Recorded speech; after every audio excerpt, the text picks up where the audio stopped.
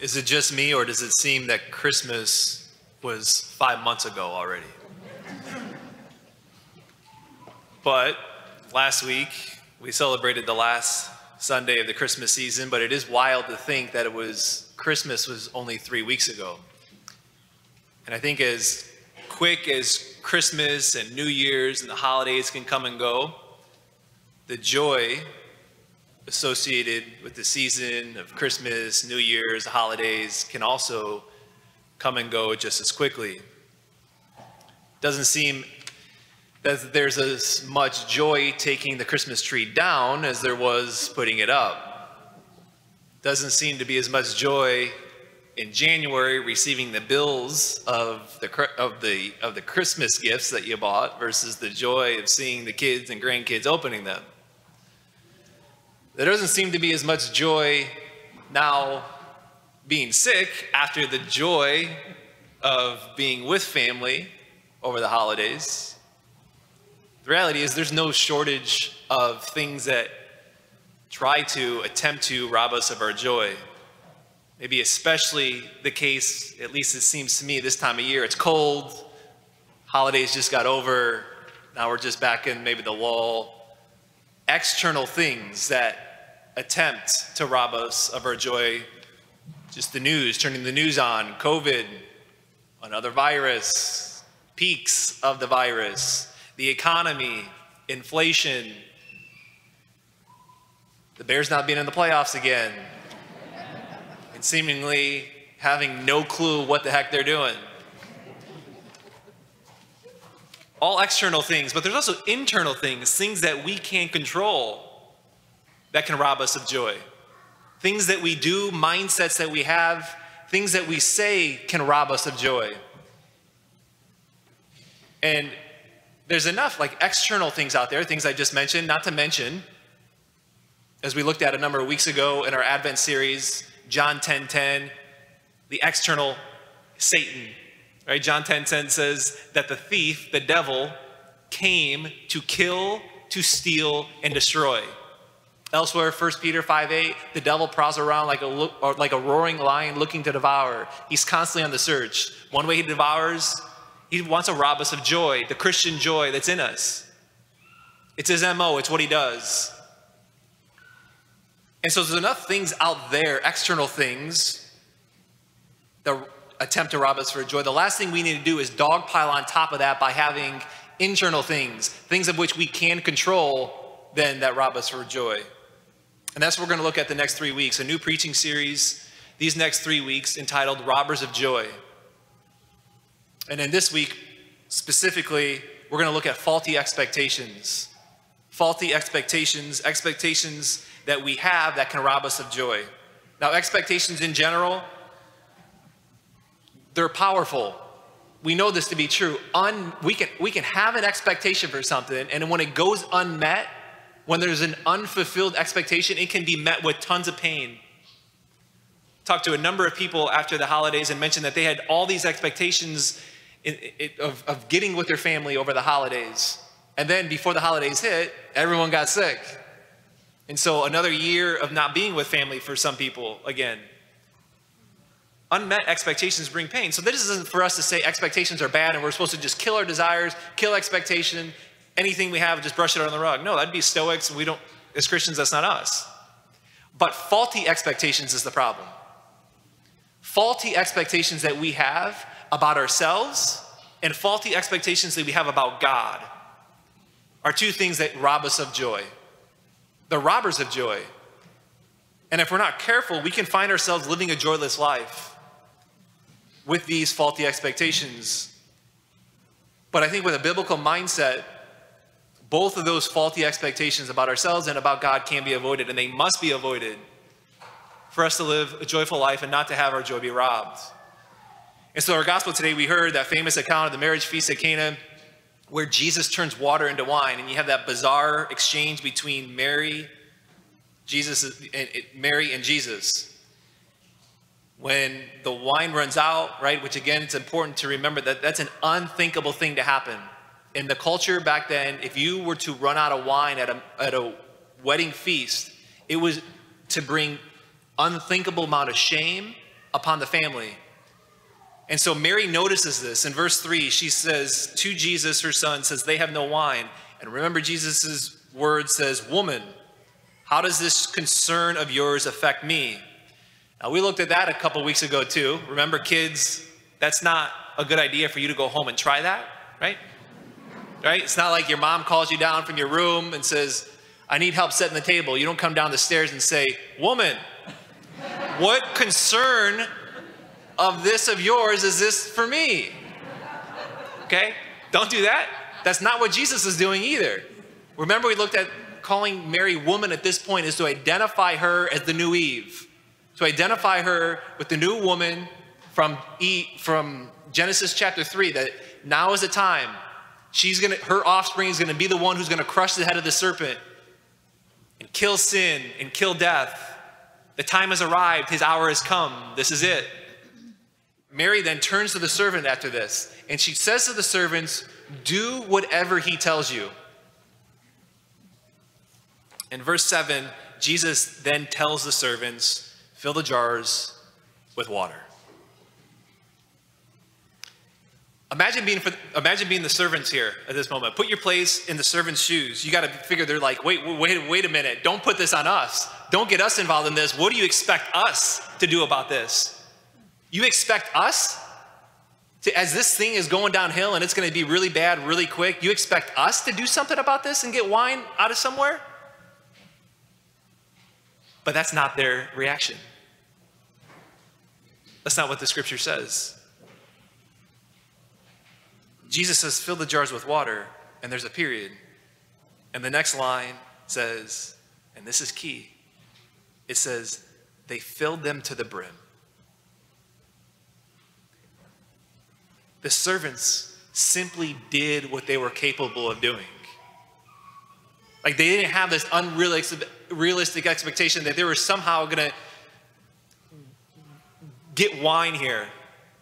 Jesus just says, fill the water. That's all I'm asking. And what they did is what they were capable of doing. There are times, like I think in the midst of the daily grind in life, where we can get in the spot where it's like, Lord, this is all I've got. This is all I can give. I am literally not capable of giving more than what I'm giving. And it's a really tough spot to be in when you're in that spot, to realize that it's still not enough. I'm giving you everything I have, Lord. I'm not capable of giving anything more. And then in this spot of thinking, it's still not enough. I tell you what, 6 months as a pastor now, over the course of the last 6 months, I've become painfully aware of all my inadequacies. All the different, I'm 35 years old. All the 35 years, these 6 months, with just the role as a pastor, which the job description as you're in seminary, or when the bishop says you're going to become the pastor of a spot, it doesn't tell you all the job descriptions, right? Similar to as a parent, before you have kids or before you get married, or maybe a particular job, you're not told everything. Now, this isn't like to say, oh, poor us, poor Father Mark here. For our second reading, 1 Corinthians chapter 12, talks about we all have different gifts. No one's the whole package. Everyone has different strengths and weaknesses. But we can, in the midst of the daily grind, as mom, as dad, as spouse, as priest, to say, in the realization, I'm just inadequate here. I'm not capable of giving what it seemingly needs to be given. This is all I've got. The things that I can bring to the table is just this, and I feel it's not enough. It's like I'm just giving water. All I can give is water, because that's all the heck I have, and I can't give more. And Jesus says, I'm not asking you to get the wine. Just fill the jugs with water. Fill them with water. That's all I'm asking you to do. Fill the jugs with water. And here's the thing, in these spots when we confront our limitations, when we confront our weaknesses, when we confront them, we still live in a mindset where we think we have to give more than what we're capable of giving, that sucks the joy right out of us. It robs us of joy, and it can lead us to a spot of not wanting to keep going, of not taking the next step, the next day as mom, as spouse, as priest, what have you. Imagine the servants for a minute, right? Imagine the servants if they're in the spot of thinking that they have to do the impossible. If they had to somehow get wine, they would instantly be robbed of peace. They would instantly be at this spot where their joy's gone. They're all of a sudden at a wedding feast. They can be at a wedding feast all they want, but they're really not at a wedding feast because their joy's gone. Thinking that they have to do something that they're not capable of doing. And I think a lot of us live in that spot way too often. And the Lord over and over again says, I'm just asking you to fill the jugs with water. I'm just asking you to do what you're capable of doing. And let me take the water and change it to wine. I think the objector to this, and there's a part of me in this too, the objector to all of this is says, just be more productive. Like increase productivity, do better, be better. And like, I'm all about that. Those that know me well, I'm all about that. Like 100%.